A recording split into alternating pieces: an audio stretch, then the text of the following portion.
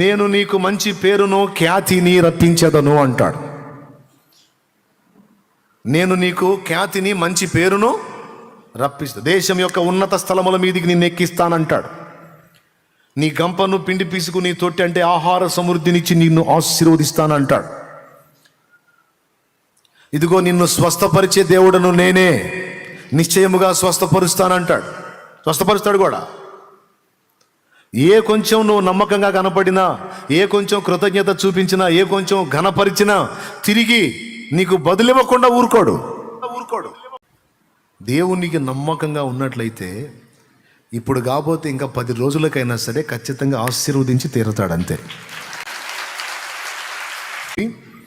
తనకు విధేయత చూపి తనను ప్రేమించే వారందరినీ కూడా ఆయన ఆస్తికర్తలుగా చేస్తాడు నిశ్చయంగా. దేవునికి రెండూ తెలుసు. దరిద్రుని తెచ్చి సింహాసనం ఎక్కించడం తెలుసు, పిచ్చి చేష్టాలు చేస్తే ఒక్క తన్ను దాన్ని అక్కడి నుంచి పడేయటం కూడా తెలుసు. ఈరోజు నేను చెప్తున్నా, ఇక్కడ కూర్చున్న అందరికీ చెప్తున్నా సభాముఖంగా, దీన స్థితిలో ఉన్నావా, దరిద్ర గుట్టు స్థితిలో ఉన్నావా, శాపాన్ని అనుభవిస్తున్నట్టు ఉన్నావా, అవమానాల్లో నువ్వు ఉన్నావా, ఓకే, నువ్వు దేవుని దగ్గరకు వచ్చావు, దేవుని పాదాలు పట్టుకుంటున్నావు, మొర్ర పెట్టుకుంటున్నావు, దేవుడు తప్పకుండా నీకు తోడ్పాటు అందిస్తాడు. తప్పకుండా ఆయన నీ కొమ్ము హెచ్చిస్తాడు తన చిత్తమును బట్టి. ఇప్పుడో కొంతకాలానికో నీ విశ్వాస్యతను బట్టి, తన విశ్వాస్యతను బట్టి తప్పకుండా దేవుడు నీ కొమ్ము హెచ్చిస్తాడు. ఇప్పుడు నువ్వు ఎదుర్కొంటున్న దరిద్ర గొట్టు బతుకు ఎట్టనే ఉండదు. ఎందుకంటే ఆయన పాదాలను ఆశ్రయించావు, ఆయన దగ్గర మొరపెట్టుకుంటున్నావు కనుక నిన్ను కరుణింపక మానడో, నిన్ను ఆశీర్వదించక మానడో, నిన్ను వర్ధిల్లింప చేయక మానడో, నిన్ను ఎత్తి పట్టక మానడో, తప్పకుండా ఆశీర్వదిస్తాడు, తప్పకుండా హెచ్చిస్తాడు. అయితే ఈ శ్రమల కాలంలో, శ్రమల కొలిమిలో ఉన్నప్పుడు నువ్వు ఎదుర్కొనే శోధనలన్నీ ఒక ఎత్తు, శ్రమ తీరిన తర్వాత ప్రశాంతతలోకి వచ్చి, సమృద్ధిలోకి వచ్చి, ఆశీర్వాదంలోకి వచ్చిన తర్వాత నువ్వు ఎదుర్కొనే శోధనే పెద్ద శోధన. శ్రమలో, బాధలో, వేదనలో, ఇరుకులో, ఇబ్బందుల్లో ఉన్నప్పుడు నీకు వచ్చే శోధనలన్నీ నిన్ను దేవునికి ఇంకా దగ్గరికి తీసుకెళ్తాయి. ఈ వేదనలన్నీ తొలగిపోయి ప్రశాంతత వచ్చింది చూడు, నీకు ఏ నొప్పి లేకుండా, ఏ ఇబ్బంది లేకుండా హాయిగా జీవితం తొలిపోతూ ఉంటుంది చూడు, అప్పుడు నీకు డేంజర్.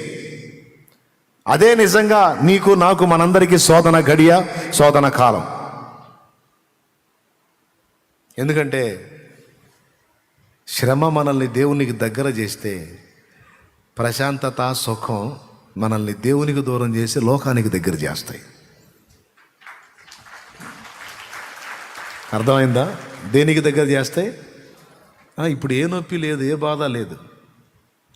శ్రమలో ఉన్నప్పుడు మన ప్రార్థనా జీవితం కానీ, పరిశుద్ధ జీవితం కానీ, దేవుని భయం కానీ, మోకాళ్ళ అనుభవం కానీ, దేవుని సన్నిధికి కాచుకోవటం కానీ, రాత్రి మగళ్ళు గోజాడటం కానీ, శ్రమలో ఉన్నప్పుడు సమృద్ధిగా ఉంటాయి ఇవి. శ్రమ తీరిన తర్వాత చూడు, ఒకసారి ఒక జోక్ చెప్తాను, గుర్తొచ్చింది నాకు. దైవజనుడి దగ్గరికి నాకు తెలిసిన పెద్ద ఆయన ఒక ఆయన ఉన్నాడులే, ఆయన దగ్గరికి ఒక గుండోడు వచ్చాడంట. గుండోడు అంటే జుట్టు ఉంది, గుండు కొట్టించుకొని వచ్చాడు. గుండు కొట్టించుకొని వస్తే, ఎవరు బాబు ఏందంటే, అన్నా నీతోనే ఉండాలనుకుంటున్నాను అన్న, జీవితంలో ఎంత చేసినా ఏం చేసినా అంతా మాయే కదన్నా, కొంతసేపు కనపడి అంతలో మాయమైపోయి ఆవిర్లాంటి బతుకులే కదన్నా మన బతుకులు, కాబట్టి ఇక నా జీవితం దేవునికి అంకితం చేద్దాం అనుకుంటున్నాను అన్న, ఇక నువ్వు ఎటు పోతే అటు రావాలనుకుంటున్నాను, నీకు పొద్దుగూకులు ఇక దేవుడి సేవే చేయాలనుకుంటున్నాను అన్న అన్నాడు. అంటే ఆయన అన్నాడు, నిజంగానే ఈ మాటలన్నీ అంటున్నావు అంటే నిజంగానే అంటున్నాను అన్న. సరే ఉండు, నాకున్నదే నీకు కూడా పెడతాను, తిని సేవ చేద్దాం, సరే నువ్వు ఆశించావు కదా అంతే చేద్దామని పాప ఆయన ఇటు పోతాడు తీసుకెళ్ళేవాడంట. ఇవి పోయాడు. ఎక్కడన్నా సేవ చేసి అలిసిపోయి ఒక పూట పండుకున్నాడు అనుకో, వస్తాడంట, అన్నా నవ్వు ఏది పండుకున్నా, దైవజనుడు పండుకోవచ్చా? దైవజనుడు పండుకుంటే ఆత్మల సంగతి ఏందన్నా? నశించిపోతున్న ఆత్మల సంగతి ఏంది? మనం పండుకోవచ్చా? పని చేయకుండా భోజనం చేయొచ్చా? లే పోదాంలే అని లేపేవాడంట. మరి దైవజనుడికి అవమానం కదా. ఇదేందిరా, విశ్వాసం వచ్చి నాకు చెబుతున్నాడు. విశ్వాసి నిద్రమొహం వేసుకొని నిద్రపోతుంటే నేను లేపాలి. విశ్వాసి ఏం చేస్తుంటే నిద్రమొహం వేసుకొని నిద్రపోతుంటే విశ్వాసి నేనేం చేయాలి? స్తోత్రం చెప్పండి మీరు. నేను నిద్ర లేపాలి.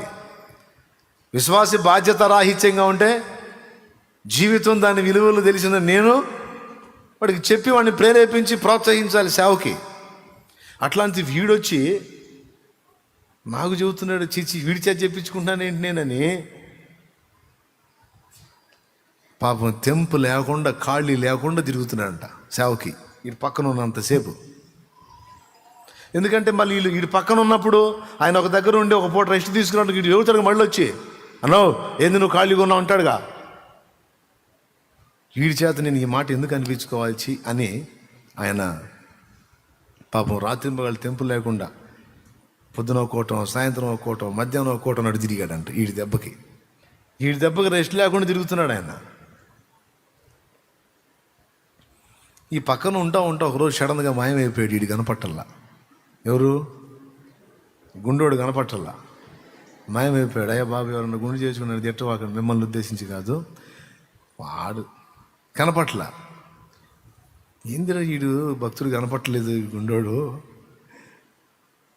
నన్ను అసలు కూర్చొని లేదు, నిలబడి లేదు, ఆత్మలు అన్నాడు, నశించిపోతుంది అన్నాడు, భారం అన్నాడు, జీవితం ఇక దేవుడికి అంకితం అన్నాడు, అన్నీ చెప్పి వీడేంద్ర అడ్రస్ దొరకలేదు అనుకొని కొద్ది రోజులు చూశాడు. వాడు కనపడలా.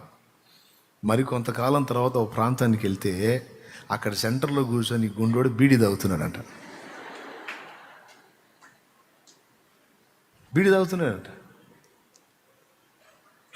ఈయన బిత్తరపోయి ఆ గుండేనా ఈ గుండెని చూశాడు.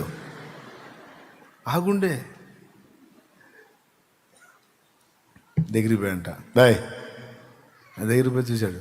అన్నా వందనాలన్నా అన్నాడంట. బీడి అక్కడ పడేసి, ఏందిరా నువ్వు చేస్తుంది? అన్నా ఈ జీవితం యేసు ప్రభుకి అంకితం అని వస్తేవి.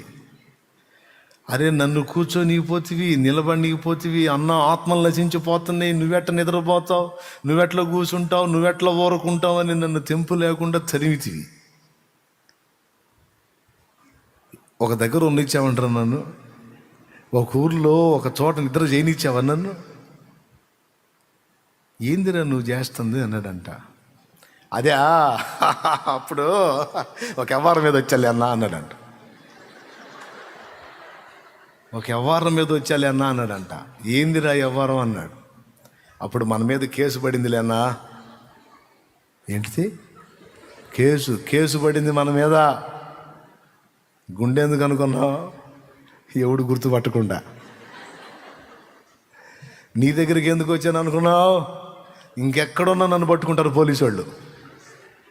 నేనుండే తావులన్నీ తెలుసు, నేనేందో కూడా అందరికీ తెలుసు. కాబట్టి ఎవడు నాకు ఆశ్రయం వీడు, నేను ఉండే చోట్ల పోలీసు వాళ్ళకి తెలుసు కాబట్టి వస్తారు. ఇక నన్ను ఎరగనోడివి నువ్వే. నేను నీ దగ్గర ఉంటే పోలీసు వాళ్ళు కూడా పట్టుకుంది. రహస్యమైన స్థలం ఇదే కాబట్టి నీ దగ్గరికి వచ్చా, నమ్మబలికే. పాపం నువ్వు కూడా నమ్మావు. అది సరేనా? మరి నన్నెందుకు మరి అన్ని మాటలు దేవుని వాక్యంలోని మాటలు మాట్లాడి నన్ను కూర్చొని కూడా నిలబెట్టుకొని తడివావు ఎందుకురా అంటే, ఒక దగ్గరే ఉంటే ఏమో ఆడ కూడా పోలీసు వాళ్ళు వస్తారేమో అనుమానంతో నేను ఒక దగ్గర ఉండకూడదు కదన్నా, అందుకని నిన్ను కూడా తరిమాను. వారిద్దరు మరి కూడా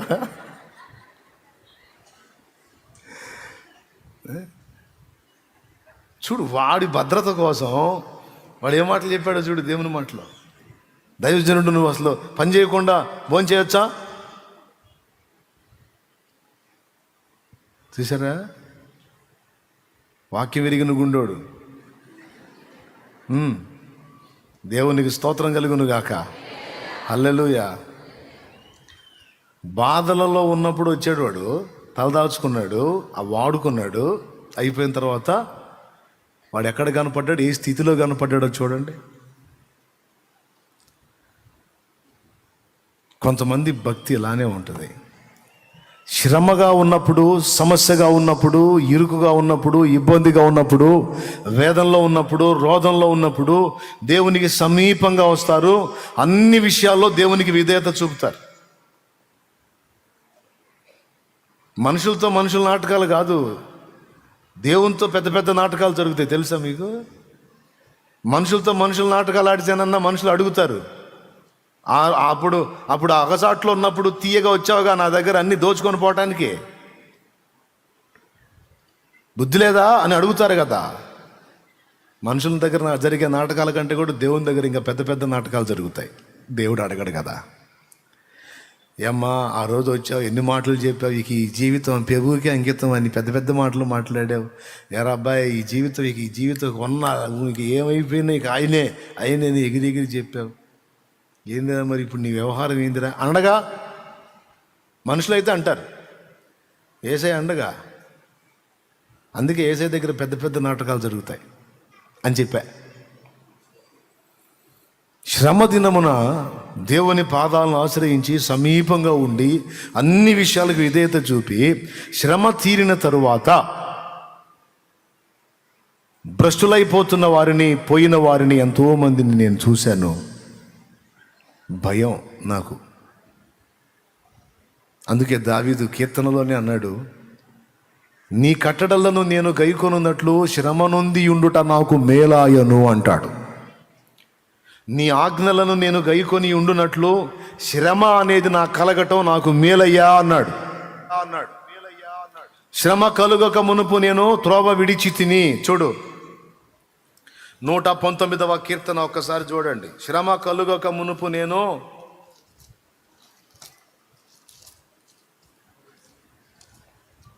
119వ కీర్తన 67 చదువమ్మా. శ్రమ కలగక మునుపు నేను త్రోవ విడిచి తిని, ఇప్పుడు నీ వాక్యమును అనుసరించి నడుచుకొనుచున్నాను. దేవునికి స్తోత్రం కలుగును గాక. ఎప్పుడు విడిచాడంట? శ్రమ కలుగక మునుపు త్రోవ విడిచాడట. శ్రమ కలిగినప్పుడు త్రోవలోకి వచ్చాడంట. ఇప్పుడు చెప్పండి, శ్రమ మేలా కీడా? ఎప్పుడు బయటపడతాను అంటారు. ఓకే, తప్పకుండా నిన్ను బయట పడేస్తాడు దేవుడు, సందేహమే లేదు. అయితే ఒక్క మాట, శ్రమలో ఉన్నప్పుడు నువ్వు ఉన్న దీనత్వము, తగ్గింపు, పరిశుద్ధత, ప్రార్థన, దేవునికి చూపే విధేయత, ఇవన్నీ శ్రమ తీరిన తర్వాత ఉంటాయా? గ్యారంటీ ఉందా? ఉంటే చెప్పు. డౌట్ లేదన్నా, ఇంకా ఎక్కువ చేస్తానన్నా. కొంతమంది బాధతో చెబుతారు, అసలు ఈ బంధకాలు ఉన్నాయి కానన్నా, అసలు ఈ బంధకాలు కూడా లేకపోతే అసలు ఇక పొద్దుస్తమాను ఇక అదే పనిలో ఉంటానన్నా అంటారు. నిజంగానే బంధకాలు దేవుడు తీసేస్తే కనపడేది కూడా కనపడకుండా తిరుగుతుంటారు. ఇక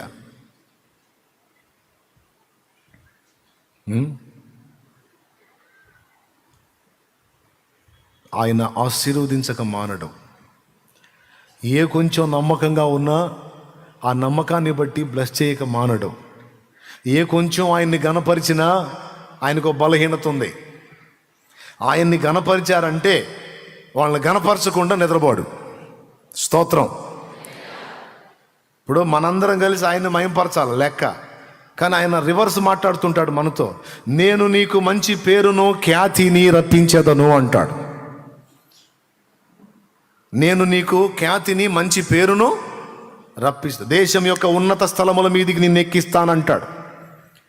నీ గంపను పిండి పీసుకు నీ తొట్టి అంటే ఆహార సమృద్ధినిచ్చి నిన్ను ఆశీర్వదిస్తానంటాడు. ఇదిగో నిన్ను స్వస్థపరిచే దేవుడను నేనే, నిశ్చయముగా స్వస్థపరుస్తానంటాడు. స్వస్థపరుస్తాడు కూడా.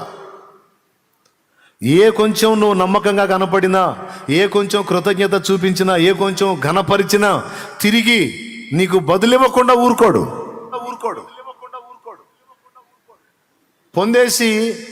పొందేసి అలా వదిలేసేవాడు కాదు ఆయన. అది వచ్చింది సమస్య.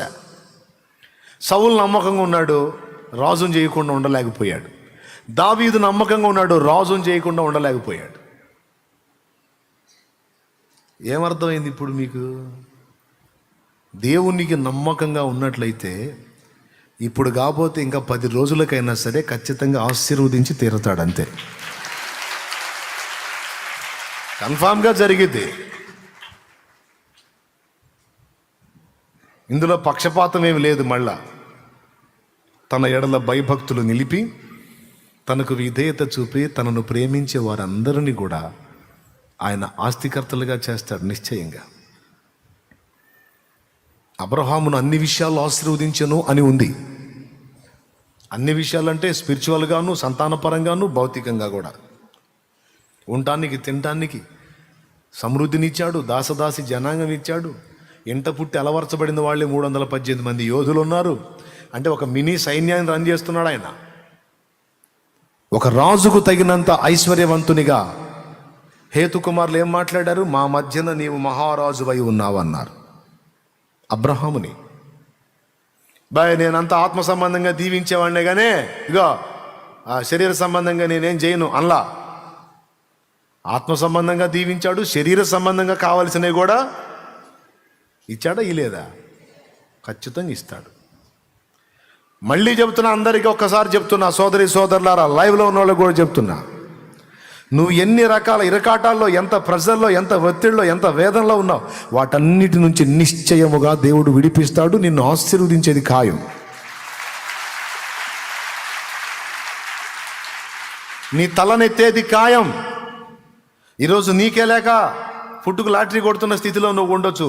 నీ చేత 10 మందికి హెల్ప్ చేపిస్తాడు ఆయన.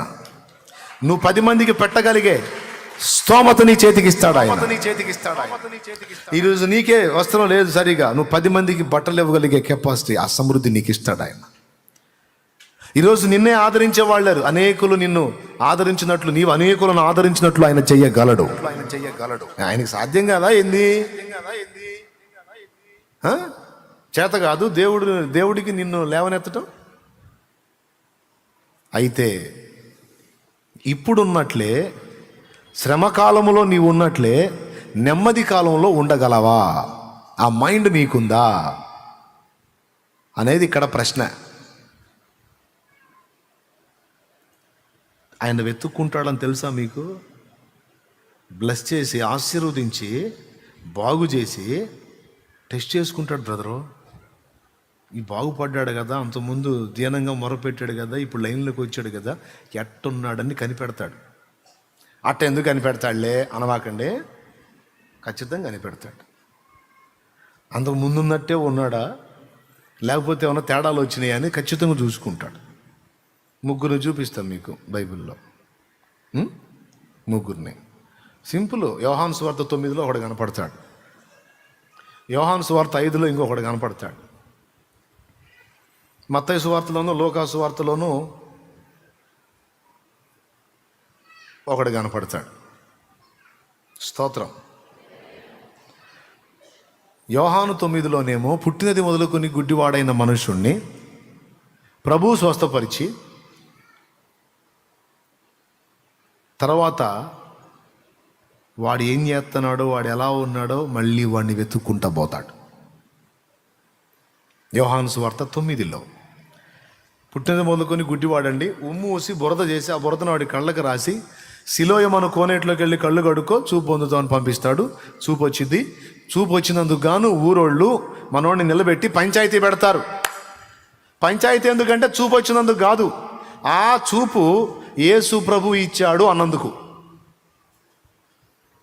ఓ పంచాయతీ మీటింగ్ పెడతారు. పెట్టంటారు, ఆయన ఏదో ఉమ్మూసాడు, బురద చేశాడు, ఆ బురద కళ్ళకు రాశాడు, నాకు చూపు వచ్చిందని అన్నీ చెప్పవాకు. దేవుడు నన్ను స్వస్థపరిచాడని చెప్పు. దేవుణ్ణి మయంపరచు, యేసును కాదు. యేసును గురించి నువ్వు సాక్ష్యం ఇవ్వద్దు అంటారు ఆ ఊర్లో వాళ్ళు. అయ్యా దేవుడే, బాగు చేసినోడు దేవుడే, ఇదిగో నన్ను ముట్టినవాడు యేసు దేవుడే, ప్రభువే. దైవశక్తి ఆయనలో లేకుండా ఆయన ఉమ్మికి గుడ్డివాడి కళ్ళు తెరవగలిగే శక్తి ఎక్కడి నుంచి వచ్చింది? కాబట్టి ఆయన దేవుడే, ప్రభువే, నా కళ్ళు ఇచ్చినటువంటి సృష్టికర్తే అని వీడంటే తలా ఒక మాటని వాడిని నానా బీభత్సం చేసి చివరికి ఊళ్ళో నుంచి వెలేస్తారు. మేలు పొంది నాకు సాక్షిగా ఉన్నాడా, లేకపోతే మేలు పొంది ఎంత చెడ్డ ఊరు కావాలే, మనోళ్ళు కావాలే అని నాకు హ్యాండ్ ఇచ్చి వాళ్ళని సెట్ చేసుకున్నాడా? అయితే మనోడు ఊరికి అడ్డం తిరిగాడు. ఊరికి అడ్డం తిరిగాడు.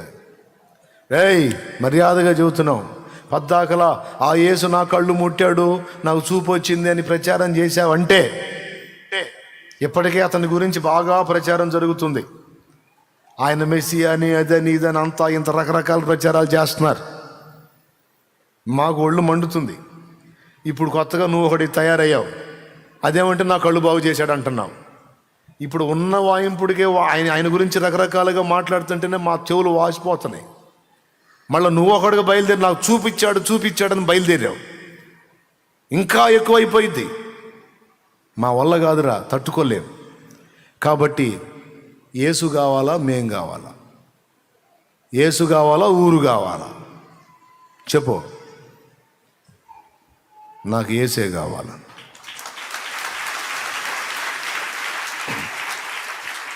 కళ్ళు లేక తడవలాడుతూ గుంటా మెట్ట కానకుండా బోర్ల పడి ముక్కులు మూతులు పగిలి రక్తాలు గారుతా తిరిగారా? జాలుందిరా మీకు? నా చేతిలో అంత రూపాయి వేయటానికి ఎన్ని సండుకొనేసారా మీరు? ఎంత ఏడ్చుకున్నాను రా నేను. నా కంచంలో నేను తింటుంటే అందులో చీమలు పడ్డాయా, దోమలు పడ్డాయా, పురుగులు పడ్డాయా, ఆ పదార్థం ఎలా ఉందనేది చూసినోడు సరే ఫలానా ఆహారం తింటున్నావు ఏంట్రా, ఇందులో ఇది ఉందిరా అని చెబితే నా గుండె ఎంత బాధపడిందిరా. ఇప్పటిదాకా నేను పురుగులు అన్నవి తిన్నానా, పురుగులు తిన్నానా? నా కళ్ళుంటే నేను తినలేను కదరా అది. అలాంటి పదార్థాలు నేను మీ కళ్ళుండి మంచి పదార్థాలు తింటుంటే కళ్ళు కనపడని నేను ఇది పడితే అది తింటున్నాను. జాలి లేదురా మీకు? నిన్ను పడితే దెబ్బలు తగిలినాయి, జాలి లేదు మీకు. నేను భిక్షగాడిలాగా అడుక్కునే స్థితిలో ఉన్నాను, జాలి లేదు మీకు. తినలేనివి తింటున్నాను, మీరు కళ్ళుండి తినలేనివి నేను కళ్ళు లేక తింటున్నా. ఎటు పోవాలన్నా ఏదో ఒక ఆధారం, ఎవరో ఒకళ్ళు దారి చెప్పాలి. మీరు రోజు వెలుగు చూస్తారా? పుట్టిన మొదలుకొని ఇప్పటిదాకా వెలుగంటే ఎట్లుంటుందో నాకు తెలియదురా. కనీసం నాకు జన్మనిచ్చిన నా తల్లి తండ్రి ముఖం ఎలా ఉంటుందో కూడా నాకు తెలియదురా. నా ముఖం ఎలా ఉంటుందో కూడా నాకు తెలియదురా. నా జీవితం పగవాడికి కూడా రాకూడదురా. ఏదో మీ మధ్య అలా నవ్వుతా నేను తిరుగుతా ఉన్నాను, నా గుండె నిండా ఏడుపే. ఆయన నన్ను చూశాడు రా. ఆయన నన్ను చూశాడు, నా ఆవేదనను చూశాడు, నా ఆక్రందనను చూశాడు. ఆయన శిష్యులు ఇది వీడు పాపం చేశాడు, వీడు పాపం చేశారంటే ఈ పనికి మాలిన ప్రశ్నలు కాదని నన్ను పిలిచి నాకు కళ్ళు ఇచ్చాడు ఆయన. ఈరోజు నా తల్లిదండ్రిని చూశాను, మీ ముఖాలు చూస్తున్నాను, నేను ఈ లోకాన్ని చూశాను, ఈరోజు నీ వెలుగును చూస్తున్నాను. కాబట్టి నా మేలును ఆశించకుండా నా కీడును కోరింద మీకంటే మీ ఊరోణ్ణి, మీకు చెందినోడిని, మీకు బంధువుణ్ణి, మీకు అన్నిటికీ కావలసినోడిని నేను. కానీ ఆయనకి ఏమీ కాను, వెతుక్కుంటా వచ్చి నన్ను బాగు చేసిపోయాడు రా. హల్లెలూయా, హల్లెలూయా. వెతుక్కుంటా వచ్చి నన్ను ముట్టి వెళ్ళాడు. ఆయన కోసం కాక మీకోసమా? వెలేస్తారా నన్ను? వెలేస్తారా? మీరు నన్ను వెళ్ళేసేది ఏందిరా? ఈ ఊరు మొత్తాన్ని నేనే వెలేసి వెళ్ళిపోతున్నా పడే అని పోయాడు. మీరు నన్ను వెళ్ళేసేది ఏంది? మీ బంధ. యేసు ఎప్పుడైతే నాకు దొరికాడో అప్పుడే నేను మిమ్మల్ని మొత్తాన్ని వెళ్ళేసాను. మీరు నన్ను వెళ్ళేసేది ఏంది? నాకు యేసు చాలు, ఆయన చాలు. ఇప్పుడు ఇది బాధ అంతా ఏంటంటే, ఇంత చేసి కళ్ళు బాగు చేశాడు, ఆయన ఇచ్చిన కళ్ళతో అన్నీ చూస్తున్నా, నీ దరిద్ర ముఖాలన్నీ చూస్తున్నా, కళ్ళు ఇచ్చినోడిని చూడలేకపోయా. ఇప్పుడు అది ఆయన బాధ. ఆ దరిద్రులు పానిచ్చారా వాళ్ళ పంచాయతీ వాళ్ళు? అరే నన్ను ఒక్కసారి ఆయన చూడండి రా, ఆయన వెళ్ళిపోతాడ్రా ఒక్కసారి చూడండి అంటే వీళ్ళ పంచాయతీ. దరిద్రులని బాధపడతా నిట్టూర్పులు విడుస్తూ ఊరు బయట కూర్చుంటే ఆయనకి మరుగై ఉంటుందా? ఎరగడు. ఇన్ని ఎరిగినోడు అది ఎరగడు. ఇదిగో వెతుక్కుంటూ ఆయన దగ్గరకు వచ్చాడు. వాని దగ్గరకు వచ్చాడు. నీకు చూపించిన వాడిని నువ్వు ఎరుగుదువా అని అడుగుతాడు. ప్రభువా, ఆయన ఎవరో నాకు తెలిస్తే వెళ్ళి సాష్టాంగ పడుతుంది కదా. ఎక్కడ చూడనిచ్చారయ్యా దరిద్రులు. బాగుపడ్డాను, పంచాయతీ పెట్టారు. లైన్లోకి వచ్చాను, పంచాయతీ పెట్టారు. ఇప్పుడు నా కళ్ళు వచ్చిన ఆనందం కూడా లేదు. ఎందుకు లేదు? కళ్ళు ఇచ్చినోడిని చూడలేకపోయా కదా. నీ ఎదుట నిలిచిన వాడు ఆయనే అన్నాడు. నీ ఎదుట నిలిచిన వాడు ఆయనే. నీకెవరు చూపించారో ఆయనే ఇప్పుడు నీ ముందు నిలబడ్డాడంటే ఆ మాంసం వెళ్ళి ఆయన పాదాల మీద పడి ఏడుస్తా. చూసారా, వెతుక్కున్నాడు. బాగుపడ్డాడు, ఊళ్ళో గెలిచిపోయాడా? నా కోసం ప్రత్యేకించబడ్డాడా? బాగుపడ్డాడు, ఊళ్ళో గెలిచాడా? నా కోసం ధీటుగా నిలబడ్డాడా? వీడి కృతజ్ఞత ఎంత అని చూశాడు. వాడు 100కు 100 మార్కులు తెచ్చుకున్నాడు, పాస్ అయ్యాడు. కొంతమంది మనుషులకు భయపడి, కులానికి భయపడి, మతానికి భయపడి, దేవుని కార్యాలు చూస్తా కూడా తెగించలేక, క్రీస్తుకు సాక్షిగా ఉండలేక దాక్కుండిపోతారు. జనాలు కావాలి అని. జనాలు కావాలనుకుని దాక్కునోడికి జనమే. మీరు లేకపోయినా పర్వాలేదు, నాకు యేసు చాలు అన్నోడికి సాక్షాత్తు యేసే వస్తాడు. యేసే వచ్చాడు కూడా. దేవునికి స్తోత్రం కలుగును గాక. హల్లెలూయా. యేసే వచ్చాడు. చాలామంది జీవితాల్లో అలాగ ఆయన రావటం జరిగింది. రియల్గా వచ్చి కనపడి మాట్లాడి కార్యాలు చేసి వెళ్ళటం కూడా జరిగింది. నమ్మరు, నిజం. చాలా సాక్ష్యాలు చెప్పా గతంలో నేను, ఇంక అవసరం లేదు. ప్రార్థనా విజయాల్లో ఉన్నాయి, చూసుకోండి. గుండాబతిని దేవదానం అనే దైవజనుడు యేసయ్య మా ఇంటికి వచ్చాడు అని రాశాడు ఆయన బుక్లో. కావాలంటే మా ఊరికి కూడా పోయి అడగండి, ఆ సాక్ష్యం నిజమో కాదో వాళ్ళే చెబుతారు అన్నాడు.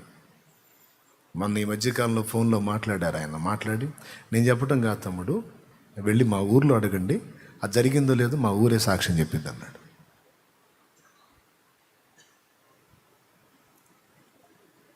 రియల్. వస్తాడు ఆయన. నేను కూడా ఆయన్ని ఎరుగుదును, అనుభవించాను, నాకు తెలుసు. విచిత్రంగా ఉంటాయి ఆయన కార్యాలు. కాబట్టి అదే వెతుక్కుంటాడు ఆయన.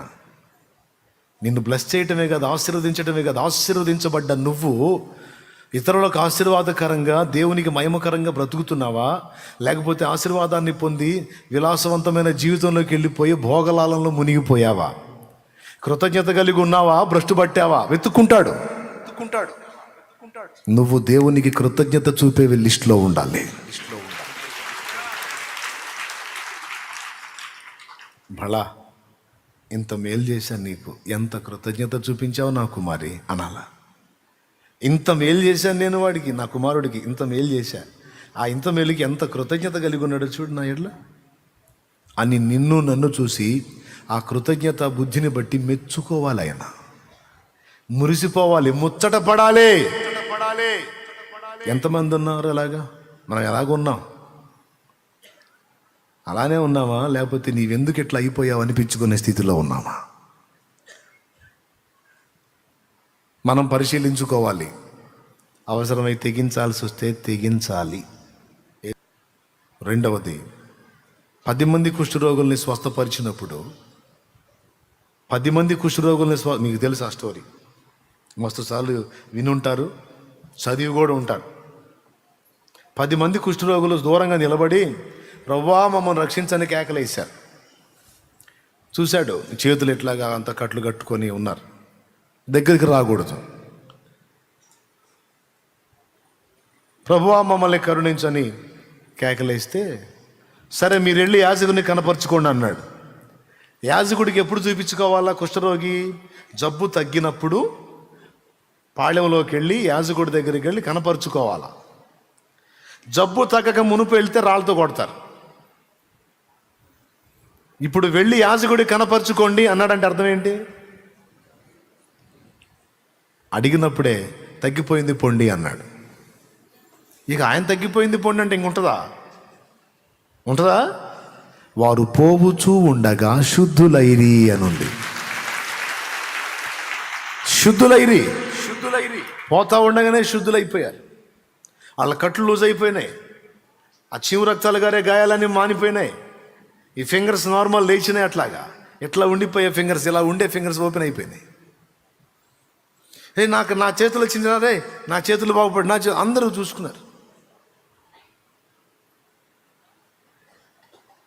9 మంది యాజకునికి కనపరుచుకోవడానికి పోయారు. యాజకుడికి ఎందుకు చూపించుకోవాలా? యాజకుడికి చూపించుకుంటే యాజకుడు ఓకే చేస్తే అప్పుడు వెళ్ళి ఊళ్ళో జాయిన్ అయిపోవచ్చు ఫ్యామిలీస్లోకి. అందుకని 9 మంది అటే పోయారు. ఒక సమరయుడు పరిగెత్తుకుంటా యేసు దగ్గరికి పరిగెత్తుతున్నాడు. పరిగెత్తుకుంటా వస్తున్నాడు యేసు ప్రభు దగ్గరికి. ప్రభా యేసయ్యా అనుకుంటా పరిగెత్తున్నాడు, గావు కేకలేసుకుంటా. పరిగెత్తుకుంటూ వచ్చి ఆయన పాదాల మీద పడి కన్నీళ్లతో ఆయన్ని గనపరుస్తూ ఉన్నాడు. ప్రభా బాగుపడ్డా ప్రభా, ఇదిగో చూడయ్యా, నా చేతులు చూడయ్యా, నా కాళ్ళు చూడయ్యా, నా ముఖం చూడయ్యా, నా సర్వ శరీరము దుర్గంధ భరితము, నా రూపం నేనే చూసుకోలేను. ఇదిగో నేను ఎలాగైపోయానో చూడు ప్రభా, నన్ను బాగు చేశావు ప్రభా, నీ కృతజ్ఞతలు ప్రభా అని ఆయన పాదాల దగ్గర పడి స్తుతిస్తుంటే, స్తోత్రంతో పరిగెత్తితే ప్రభు ఏం చేస్తున్నాడు తెలుసా? వానికెళ్ళి చూడట్లా, దారికెళ్ళి చూస్తున్నాడు. అంటాడు కూడా అక్కడ, 10 మంది శుద్ధులైరి కారా, మిగిలిన 90 ఎక్కడా? ఈ సమరయుడు తప్ప ఎవడునూ శుద్ధి పొందలేదా? అందరినీ బాగు చేశానే, అందరినీ స్వస్థపరిచానే, ఈ ఒక్కడే వచ్చి కృతజ్ఞత చెబుతున్నాడు. మిగిలిన 9 మంది ఎక్కడా? వెతికాడా లేదా? చూశాడా లేదా? ఆయన కనిపెడతాడు. చేసి వదిలేడు, మేలు చేసి వదిలేడు. పొందినవాడు కృతజ్ఞత కలిగి ఉన్నాడో లేదో కనిపెడతాడు ఆయన. నీ బాధల్లో ఉన్నప్పుడు నిన్ను చూసి నీకు సహాయం చేసిన దేవుడు ఆ బాధల్లోంచి గట్టెక్కిన తర్వాత నువ్వేం చేస్తున్నావు చూస్తాడా? నిశ్చయంగా చూస్తాడు. ఒకడు వచ్చాడు, 9 మంది పోయారు. మూడవది యోహాను సువార్త 5వ అధ్యాయంలో బేతెస్దా కోనేటి దగ్గర 38 సంవత్సరాలు జబ్బుతో బాధపడ్డాడు. 38 ఏళ్ళు.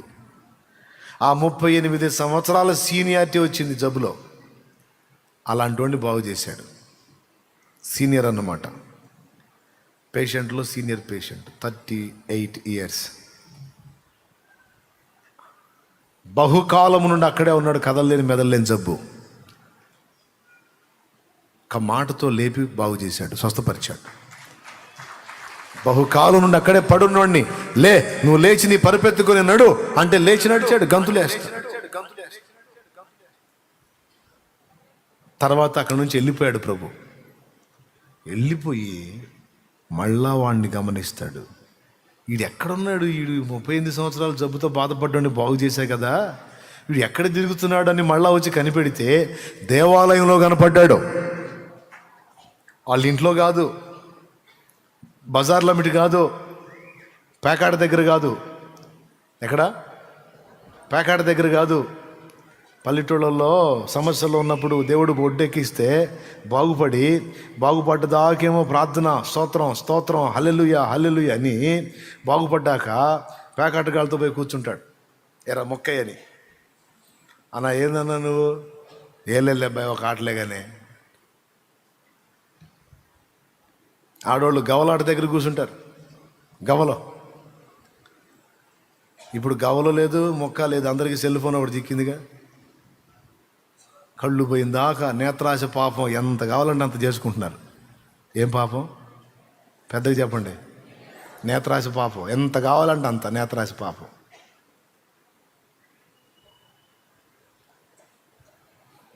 బాగుపడ్డాడు ఒకడే క్లబ్లో పోయి కూర్చుంటాడు. పల్లెటూళ్ళలోనే పొలాల్లో పేగలు కూర్చుంటే బాగుపడ్డాడు ఒకడు క్లబ్లో పోయి కూర్చుంటాడు. పంపతీసి మీలో ఎవరు ఉన్నారేంది? శ్రమంలో ఉన్నప్పుడు దేవా స్తోత్రం అని దేవునికి నమ్మకంగా ఉన్నట్టు కనపడి బాగుపడ్డాక ఫంక్షన్ అనే ఆ ఫంక్షన్ లైట్గా తీసుకున్నా, జస్ట్ 2 స్విప్స్, జస్ట్ ఒకరికట్ట స్విప్ చేసి అంతే అని పుచ్చుకుంటున్నాయింది చొక్కా. లైట్గా తీసుకుంటుంటారు భక్తులు. ఏం చేస్తున్నావు? శ్రమలో ఉన్నప్పుడు ఎలాగున్నావు, విడుదల పొందిన తర్వాత ఎలాగున్నావు వెతుక్కోడా ఖచ్చితంగా కనిపెట్టుకుంటాడు ఆయన. కొంచెములో నీవు నమ్మకంగా ఉన్నట్లయితే ఇంకా విస్తారంగా దీవిస్తాడు ఆయన.